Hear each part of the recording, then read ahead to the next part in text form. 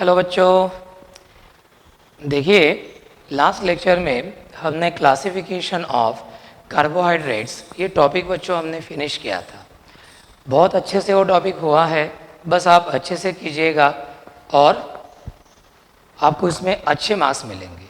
सिर्फ इतना ध्यान रखिए कि जब हम डाइसैकेराइड हाइड्रोलिसिस करते हैं बच्चों, तो डाइसैकेराइड हाइड्रोलिसिस करने के लिए एक वाटर मॉलिक्यूल लगता है, ट्राइसैकेराइड के लिए 2 लगते हैं, टेट्रासैकेराइड के लिए 3 और पेंटासैकेराइड के लिए 4। तो इस प्रकार से वो बातें आप ध्यान में रखना, ठीक है। अब बच्चों आज हमें एक नया टॉपिक चालू करना है और वो है बच्चों ग्लूकोज।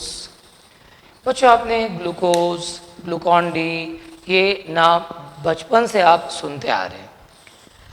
समर डेज में हम पानी में ग्लूकॉन डी डाल के है ना हम पीते हैं, वी फील एनर्जेटिक।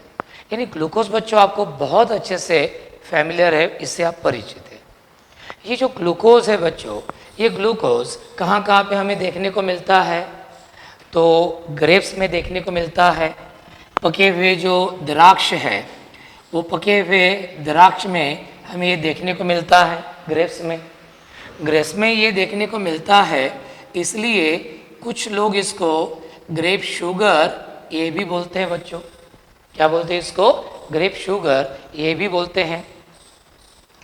इसके बाद ये जो ग्लूकोज है ये बहुत सारे स्वीट फ्रूट्स में भी देखा जाता है। स्वीट फ्रूट्स में भी यानी बहुत सारे फल हमें जो मीठे लगते हैं उसकी वजह है उनमें ग्लूकोज का होना, तो उसमें भी वो मीठे लगते हैं। तो glucose is found in sweet fruits. फिर इसके बाद जो ह्यूमन ब्लड है हमारा, तो ह्यूमन ब्लड में भी ये ग्लूकोज प्रेजेंट रहता है। तो ग्लूकोज ह्यूमन ब्लड में प्रेजेंट रहता है, इसीलिए हम इसको बच्चों क्या बोलते हैं? ब्लड शुगर भी बोलते हैं। क्या बोलते हैं इसको? ब्लड शुगर भी बोलते हैं। तो इस तरह इवन डायबिटिक पेशेंट्स रहा तो डायबिटिक पेशेंट्स के यूरिन में भी ये पाया जाता है। तो यूरिन में भी पाया जाता है, तो इसमें यूरिन शुगर भी इसको हम बोलते हैं। जो पेशेंट्स डायबिटिक होते हैं तो उनमें इंसुलिन का जो प्रमाण है जितना होना चाहिए उससे कम रहता है। इसे ग्लूकोज का प्रमाण कंट्रोल नहीं किया जाता ब्लड में, इसलिए जो ज़्यादा का एक्सेस ऑफ ब्लड है जो हमें हानि पहुंचा सकता है वो यूरिन के थ्रू बाहर फेंका जाता है। तो डायबिटिक पेशेंट्स के यूरिन में भी हमें ये ग्लूकोज देखने को मिलता है, तो इसको आप यूरिन शुगर भी बोल सकते हैं। इवन जो कॉम्प्लेक्स कार्बोहाइड्रेट्स है बच्चों, तो उनमें भी ये पाया जाता है कंबाइंड फॉर्म में। जैसे आप सुक्रोज में देखिए, आप सुक्रोज का जब आप हाइड्रोलिसिस करते हो तो सुक्रोज का हाइड्रोलिसिस करने के बाद वो हमें क्या देता है? फ्रुक्टोज और ग्लूकोज देता है। तो सुक्रोज इस कार्बोहाइड्रेट में ग्लूकोज फ्रुक्टोज के साथ बच्चों प्रेजेंट रहता है। स्टार्च जो कि एक पॉलीसैकेराइड है, स्टार्च का जब हम बच्चों हाइड्रोलिसिस करते हैं तो ये हमें क्या देता है? ग्लूकोज देता है। Starch is the homopolysaccharide of glucose. जब हमने ग्लूकोज का स्ट्रक्चर फार्मूला देखा बच्चों, अब उसका मॉलिक्यूलर फार्मूला तो ये है C6H12O6। इसका स्ट्रक्चरल फार्मूला ये है CHO CHOH/4 CH2OH। ये है ग्लूकोज में हम देखते हैं कि ये 4 और एक 5 OH ग्रुप है और साथ में एल्डेहाइड ग्रुप है, इसलिए हम इसको क्या बोलते हैं? पेंटाहाइड्रोक्सी एल्डिहाइड बोलते हैं। क्या बोलते हैं इसको? पेंटाहाइड्रोक्सी एल्डिहाइड बोलते हैं। ये अल्डोज है और 6 कार्बन की चेन है। एल्डिहाइड इसलिए अल्डोज, 6 कार्बन की चेन इसलिए हेक्सोस। तो अल्डोस प्लस हेक्सोस क्या नाम बना बच्चों इसका? अल्डोहेक्सोस। क्या नाम है इसका? अल्डोहेक्सोस। अब जो नेचुरली ऑकरिंग ग्लूकोज है बच्चों, इसका जो एक्वस सॉल्यूशन है, इसका aqueous solution it is found to be dextrorotatory, इसलिए इसको और एक नाम है और वो नाम है dextrose, as it is dextrorotatory in nature. तो बच्चों हम ग्लूकोज को इन अलग अलग नाम से जानते हैं। जैसे ग्रेप्स में है इसलिए ग्रेप शुगर, स्वीट फ्रूट्स में भी पाया जाता है, ह्यूमन ब्लड में देखने को मिलता है इसलिए ब्लड शुगर। ये डायबिटिक पेशेंट के यूरिन सैंपल में रहता है यूरिन शुगर। सुक्रोज वगैरह जो है तो इनमें ये कंबाइंड फॉर्म में भी रहता है, जैसे फ्रुक्टोज के साथ रहता है ग्लूकोज। स्टार्च हाइड्रोलिसिस होने के बाद हमें ग्लूकोज देता है। सैकड़ों ग्लूकोज यूनिट्स ग्लाइकोसिलिक लिंकेज की मदद से लिंकअप होके स्टार्च मॉलिक्यूल फॉर्म करते हैं। ग्लूकोज का मॉलिक्यूलर फार्मूला बच्चों ये है C6H12O6 और इसका structure formula open chain structure formula ये है CHOCHOH/4 CH2OH। ग्लूकोज में 5 हाइड्रोक्सिल ग्रुप और एक अल्डेहाइड ग्रुप है, इसलिए हम इसको क्या बोलते हैं पेंटाहाइड्रोक्सीएल्डिहाइड। इसको अल्डोहेक्सोज भी बोलते हैं और ये डेक्स्ट्रो रोटेटरी है, इसलिए हम इसको क्या बोलते हैं डेक्स्ट्रोज। इसको हम क्या बोलते हैं बच्चों डेक्स्ट्रोज। तो ये जनरल जानकारी जो बोलते हैं बच्चों ग्लूकोज के बारे में, तो ये जनरल जानकारी अपनी हो गई। अब हम देखते हैं अगला टॉपिक। तो इतना बात ध्यान में रखना कि glucose has the molecular formula C6H12O6। It has open chain structure formula like this CHOCHOH/4 CH2OH। It is known by various names like grape sugar, blood sugar, urine sugar, and further it is called as pentahydroxyaldehyde, aldohexose, and as it is dextrorotatory, it is also called as dextrose। तो बच्चों हमारा ये हो गया glucose के बारे में।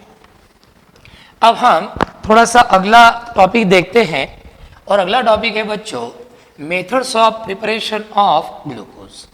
बच्चों हमारे एनसीईआरटी या बोर्ड के सिलेबस में सिर्फ 2 ही methods of preparation of glucose है, बस वो 2 हमें यहाँ पे बच्चों देखनी है और एकदम सी आसान सी मेथड्स ऑफ प्रिपरेशन है।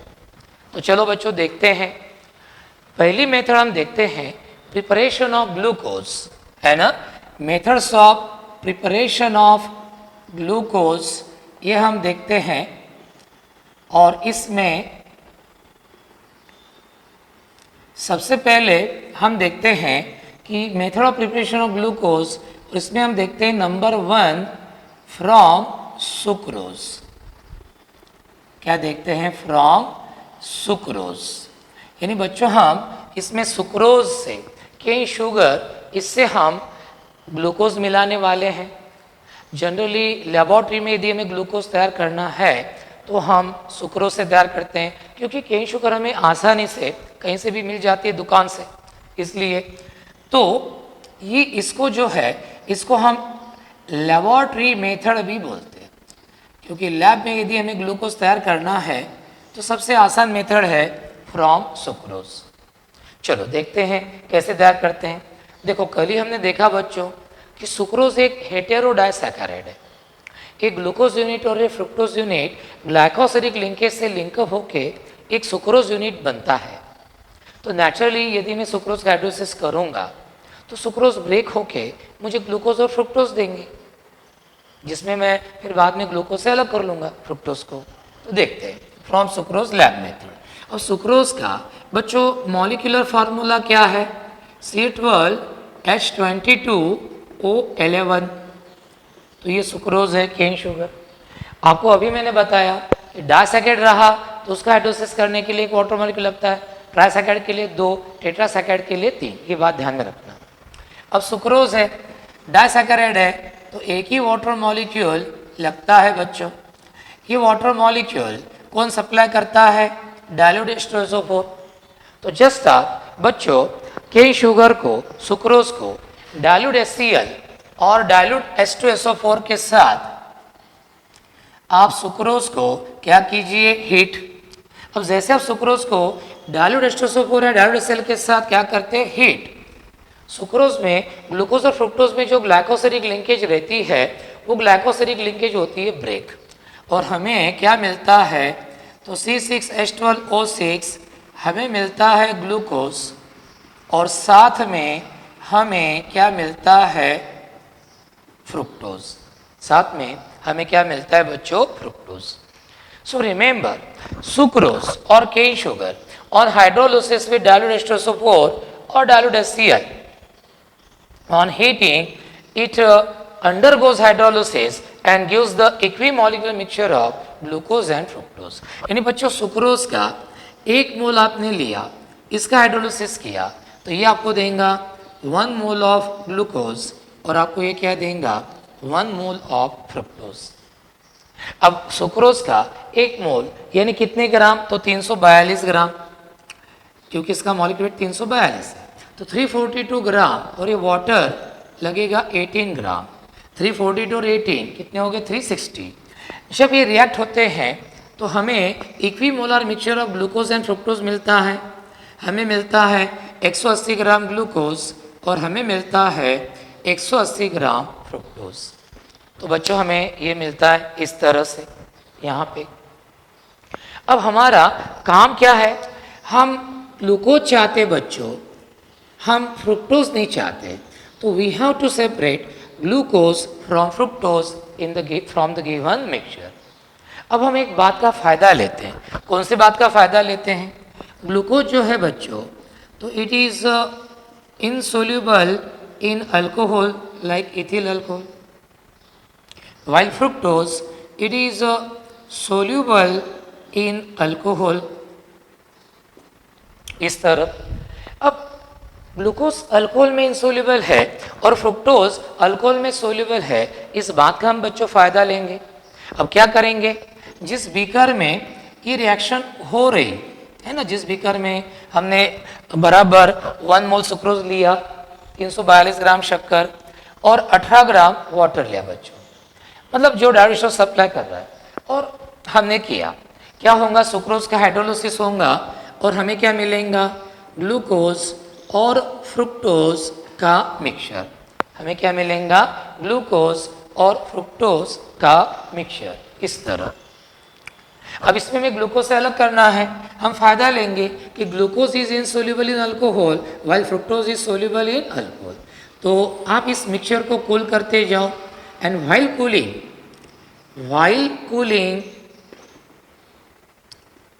Cooling add alcohol to this mixture, जैसे इथिल अल्कोहल डालो और स्टर करते जाओ, कूल करते जाओ। म्हणजे तुम्ही या रिॲक्शन मिक्सचरला एखाद्या असं पॉटमध्ये ठेवा की जिथं आपण असं आईस कोल्ड मिक्सचर ठेवलेला आहे, हा बर्फ आहे समजा, बर्फाचा चुरा, तो कूलिंग होऊन राहिलं आणि वरून तुम्ही काय टाकून राहिले, अल्कोहल। अब होता क्या है बच्चों, फ्रुक्टोज तो अल्कोहल में सोल्यूबल है, तो वो अल्कोहल में डिजॉल्व हुआ रहेगा, it will be in the dissolve state. लेकिन ग्लूकोज अल्कोहल में इंसोल्यूबल है, तो जैसे जैसे आप अल्कोहल डालते रहेंगे वाइल कूलिंग, तो ये glucose as it is insoluble in alcohol, it will start to crystallise out.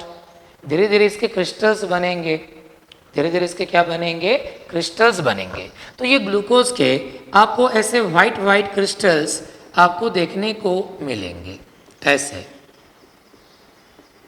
ये आपको क्या मिलेंगे, वाइट क्रिस्टल्स, ये आपको वाइट क्रिस्टल्स मिलेंगे इस तरह। अब ग्लूकोज हो जाने दो सब क्रिस्टलाइज, ग्लूकोज के वाइट क्रिस्टल्स मिलेंगे और फ्रुक्टोज तो अल्कोहल में डिजोल्व हो रहेगा और ग्लूकोज क्रिस्टल के फॉर्म में है। अब क्या कीजिए, एक ग्लास फनेल लीजिए और इस ग्लास फनेल में आप क्या कीजिए, इस ग्लास फनेल में एक फिल्टर पेपर आप लगा लीजिए और इस फिल्टर पेपर पर ये पूरा सॉल्यूशन डाल दीजिए जिसमें ग्लूकोज क्रिस्टलाइज हुआ है और फ्रुक्टोज सोल्यूबल है। अब क्या होगा, जो फ्रुक्टोज सोल्यूबल है अल्कोहल में, वो तो नीचे चला जाएगा, नीचे चला जाएगा और फिल्टर पेपर पर कौन यहाँ पे अटक के रहेगा, फिल्टर पेपर पर अटक के रहेगा ये ग्लूकोज। तो इस तरह से आपको ये ग्लूकोज मिलेगा। फिर इस ग्लूकोज को आप ड्राई करो, रिक्रिस्टलाइज करो बाय यूजिंग इथिल अल्कोहल, यानी अल्कोहल सोल्यूबिलिटीज होंगी तो वो डिजोल्व हो जाएंगी, वैसे जरूरत नहीं, बस यहाँ पे ग्लूकोज मिला, इसको ड्राई करो ड्रायर से, you will get the perfect white crystalline solid which will be glucose। तो यह है बच्चों हमारी lab method and which is from sucrose. तो इस तरह ध्यान में रखना कि sucrose on hydrolysis with hot dilute H2SO4 और hot dilute HCl gives equimolar mixture of glucose and fructose, बराबर। और बाद में आप सेपरेट कैसे करते हैं तो आपको मालूम है, glucose is insoluble alcohol and fructose is soluble alcohol. So take the mixture of glucose and fructose, start cooling it and add alcohol into the mixture. As glucose is insoluble, it will start to crystallize out and fructose will remain in the solution. Fructose will remain in the solution. Now when all glucose will be crystallized out, then filter it, we will get all white crystalline solids of glucose on the filter paper, while fructose, which is dissolved in the alcohol, here we will get the solution of fructose in alcohol. This is called as the laboratory method of glucose. तो बच्चों ये हमारी हो गई lab method preparation of glucose from sucrose. बच्चों board exam में 2 mark के लिए आती है और नीट एग्जाम में ऐसे छोटे छोटे पॉइंट्स हमें लगते हैं। देखो डाइसैकेराइड है तो क्या लगा, एक ही वाटर मॉलिक्यूल लगा। ट्राइसैकेराइड रहता तो 2 वाटर मॉलिक्यूल लगते थे। टेट्रासैकेराइड रहता तो 3 वाटर मॉलिक्यूल लगते थे। तो इस तरह बच्चों ये हो गया लैब मेथड। अब देखते हैं दूसरी है बच्चों preparation of glucose from starch. जब हमें लार्ज स्केल पर ग्लूकोज को तैयार करना होता है तो हम उसको तैयार करते हैं बच्चों फ्रॉम स्टार्च। जब हमें ग्लूकोज को लार्ज स्केल पर, बड़े पैमाने पर हमें ग्लूकोज को तैयार करना होता है लार्ज अमाउंट में, तो हम उसको तैयार करते हैं स्टार्च से। क्यों? देखो जब आपको कॉमन लोगों के लिए ग्लूकोज तैयार करना है तो कम खर्चे में वो तैयार होना चाहिए ताकि आप कम पैसे में उनको दे सकें, उनको अवेलेबल करा सके और वो खरीद सके, ज़्यादा पैसे ना देने पड़े। अब ये जो सुक्रोज वाली मेथड थी ये लैब के लिए ठीक है, आपको 10-12 ग्राम ग्लूकोज तैयार करना है, ठीक है। लेकिन लार्ज स्केल पर जहाँ पे आपको हज़ारों लाखों किलोग्राम ग्लूकोज तैयार करना है, ये मेथड आप यूज़ नहीं करेंगे, इसमें महंगा आपको पड़ेगा ग्लूकोज। तो जब हमें लार्ज स्केल पर कमर्शियल लेवल पर हमें ग्लूकोज तैयार करना होता है तो इट मस्ट बी चीप, वो इजीली हमें मिलना चाहिए। और इसीलिए हमने देखा कि starch is a homopolysaccharide of glucose. एक स्टार्च मॉलिक्यूल हाइड्रोलाइज हो गया तो हजारों ग्लूकोज मॉलिक्यूल देता है। और स्टार्च अबंडेंट अमाउंट में प्रेजेंट है नेचर में, जैसे पोटैटोज में है, स्वीट पोटैटोज में है, बहुत जगह है। तो इस बात का हमने फायदा लिया और इसीलिए जब हमें लार्ज स्केल पर ग्लूकोज चाहिए होता है we prepare it from starch. तो चलो अगली मेथड देखते हैं नंबर 2 और ये है preparation of glucose from starch, जिसको हम क्या बोलते हैं commercial method of preparation of glucose, जिसको हम क्या बोलते हैं commercial method of preparation of glucose. ये तो कैसे तैयार करना, अब देखिए starch is a homopolysaccharide of glucose और सभी पॉलीसैकेराइड का यही फार्मूला हम लिखते हैं C6H10O5U/N। तो ये है हमारा starch, has the formula C6H10O5U/N। Starch के एक मॉलिक्यूल में n number of glucose units glycosidic linkage की मदद से लिंक हुए रहते हैं, where n has value in hundreds. तो ये है। अब स्टार्च के एक मॉलिक्यूल को हाइड्रोलाइज करने के लिए हमें n वाटर मॉलिक्यूल लगते हैं। क्या लगते हैं? n वाटर मॉलिक्यूल लगते हैं। ये n वाटर मॉलिक्यूल कौन सप्लाई करता है? Dilute H2SO4। टेम्परेचर कितना रखना है रे बच्चों? 293 केल्विन। 293 केल्विन यानी कितना डिग्री सेल्सियस? 20 डिग्री सेल्सियस, यानी नियर अबाउट रूम टेम्परेचर से भी कम। रूम टेम्परेचर 25 डिग्री सेल्सियस होता है, ये 20 है ना। 293 में से 273 गए 20। और under pressure 2 to 3 atmospheric pressure. तो इस तरह ये। अब जब आप स्टार्च का हाइड्रोलिसिस इस तरह से करते हो, स्टार्च मॉलिक्यूल में n number of glycosidic linkages है जिनकी मदद से ये ग्लूकोज यूनिट्स एक दूसरे को लिंक हुए रहते हैं। ये सभी ग्लाइकोसिडिक लिंकेजेस क्या होती है? ब्रेक, सभी ब्रेक होती है और आपको एक एक करके अलग अलग ऐसे n नंबर ऑफ क्या मिलते हैं? ग्लूकोज यूनिट्स मिलते हैं। So remember, on commercial level, glucose is obtained by the hydrolysis of starch with a dilute H2SO4 at 293 Kelvin, that is 20 degree Celsius temperature under 2 to 3 atmospheric pressure। तो हमें मिलता है glucose बहुत सस्ते में।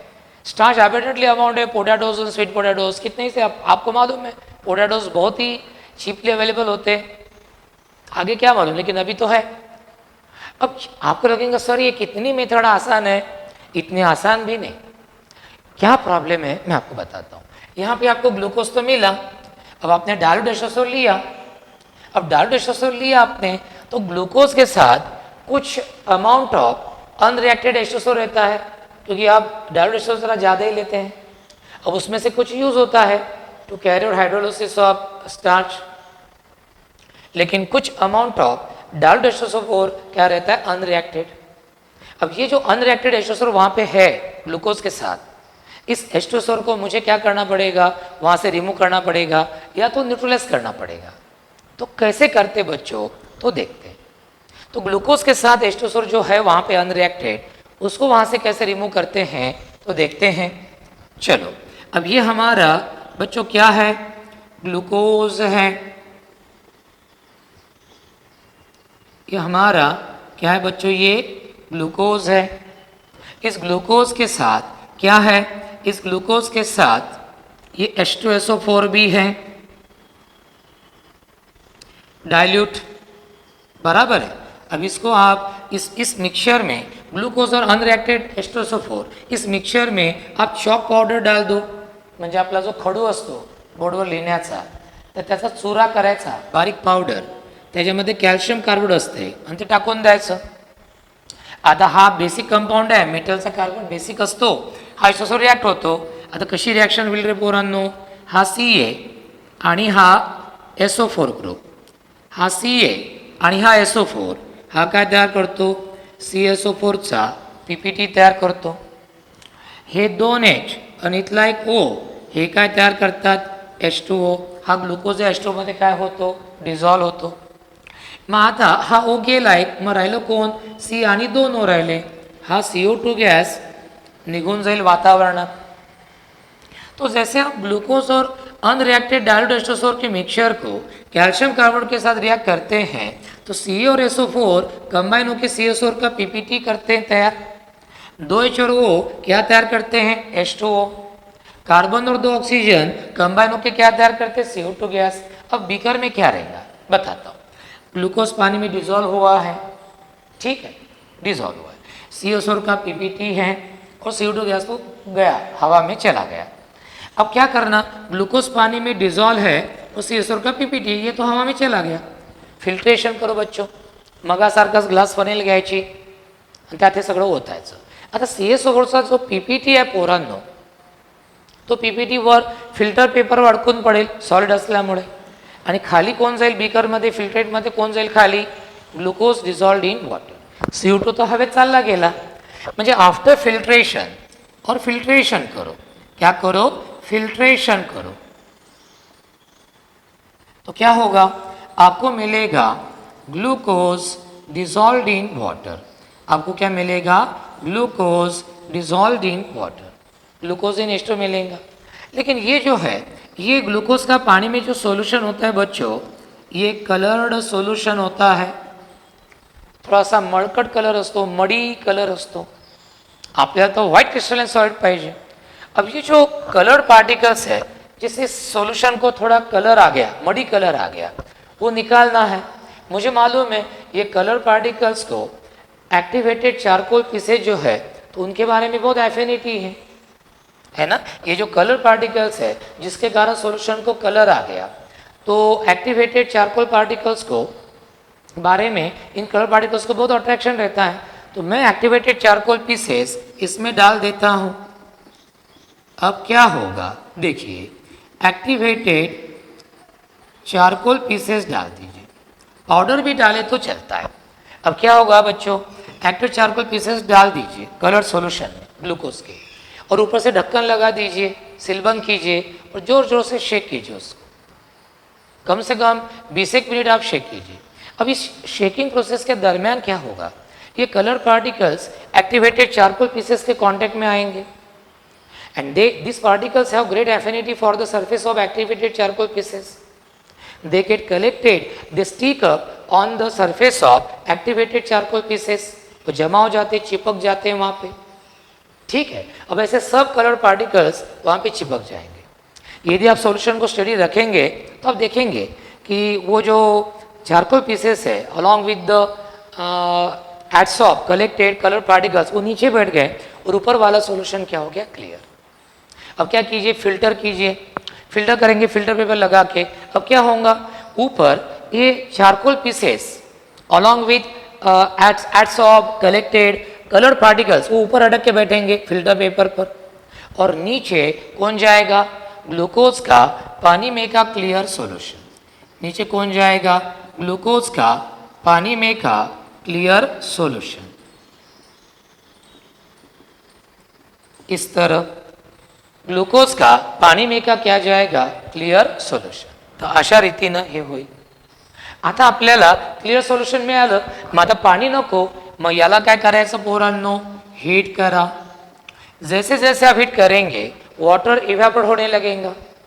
जो ग्लूकोज सोल्यूशन पतला था वो धीरे धीरे गाढ़ा होते जाएगा, कॉन्सेंट्रेटेड होते जाएगा, और आप तब तक के हीट करो जब तक के आपको एक सेमी सॉलिड मास नहीं मिलता। दह्यासारखं, घट्ट दह्यासारखं सेमी सॉलिड मास मिलत नहीं तोपर्यंत हीट करा। अब यहाँ पे मैक्सिमम वाटर इवेपोरेट हो गया और आपको बच्चों यहाँ पे मिलता है C6H12O6 और H2O।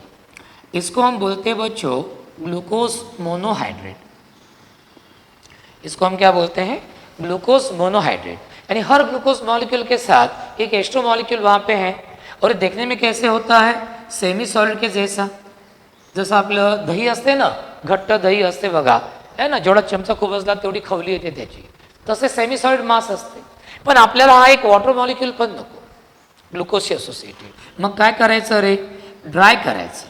हे ग्लुकोज मोनोहायड्रेट घ्यायचं, एका स्वच्छ ग्लास प्लेटवर याला असं पसरवायचं, उसको रख देना ऐसी पतली लेयर, और जो गर्म हवा फेंकने वाला ड्रायर है वो इस फैले हुए ग्लूकोज मोनोहाइड्रेट के ऊपर से घुमाओ।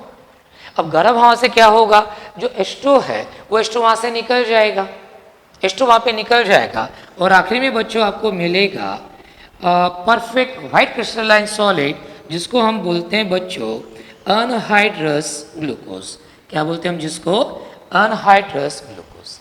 ये थोड़ा सा आप खा के देखिए, ये मीठा लगेगा। शक्कर इतना तो मीठा नहीं लगेगा, because glucose is less sweet than cane sugar, लेकिन मीठा जरूर लगेगा।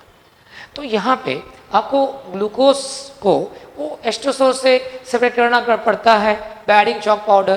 पहले ग्लूकोज इन H2 का कलर सॉल्यूशन मिलता है, हम colour particles activated charcoal pieces की मदद से उनको अलग करते हैं, तो हमें ग्लूकोज इन वाटर का क्लियर सॉल्यूशन मिलता है। फिर आप उसको हीट करो तो फिर आपको क्या मिलता है, glucose monohydrate which is a semi solid मास। फिर ये वाटर भी नहीं चाहिए तो उसको ड्राई करो ड्रायर से, तो आपको मिलेगा अनहाइड्रस ग्लूकोज। तो यह है बच्चों commercial method, large scale preparation method, cheap method, industrial method of preparation of glucose, जिसमें हम स्टार्च से ये ग्लूकोज को मिलाते हैं। अब ये छोटे छोटे बच्चों पॉइंट्स है और इन पॉइंट्स पर आपको पूछा जा सकता है, ठीक है। चलो तो आज हम इतने लेते हैं, क्योंकि अगला टॉपिक बड़ा है तो इस लेक्चर में होगा नहीं, है ना। हम 30-30 मिनट के या ज़्यादा से ज़्यादा 40-40 मिनट के लेक्चर रखते जाएंगे, क्योंकि क्या बहुत बड़े बड़े लेक्चर रखे तो बोर भी होता है। तो 30 मिनट्स का एक लेक्चर रखेंगे, और टीचिंग टू टीचिंग रखा तो 30 मिनट्स में बहुत सारा कवर कर सकते हैं बच्चों। आज हमने देखो ग्लूकोज के बारे में बहुत सारी जानकारी देखी शुरू में, फिर ग्लूकोज की दो इम्पोर्टेंट 2-2 मार्क वाली मेथड ऑफ प्रिपरेशन देखी, बोर्ड में 2-2 मार्क के लिए आता है, और नीट एग्जाम में भी इन मेथड्स के ऊपर बहुत सारे क्वेश्चंस आते हैं, ठीक है। तो ये बच्चों ध्यान में रखना, कुछ लगा तो वीडियो को पॉज करके एक बार अच्छे से देख लेना। ये सेपरेशन मेथड कैसी है ये समझ लेना, नोट्स में भी मैंने लिखी हुई है, ठीक है। तो आज मैं यहीं पे रुकता हूँ। अब कल हम ग्लूकोज का जो ओपन चेन स्ट्रक्चर हम लिखते हैं, है ना, ग्लूकोज का ये जो बच्चों हम ओपन चेन स्ट्रक्चर लिखते हैं कि CHOH/4 CH2OH, ये हमें कैसे मालूम पड़ा, ये हमें कैसे मालूम पड़ा, ये बहुत इंटरेस्टिंग जानकारी है, तो वो हमें देखना है। अब कल से बहुत कॉन्सेप्चुअल टॉपिक इस चैप्टर के चालू हो जा रहे बच्चों, इसलिए हर चैप्टर बहुत बारीकी से देखना, अच्छे से देखना, ठीक है। Thank you very much.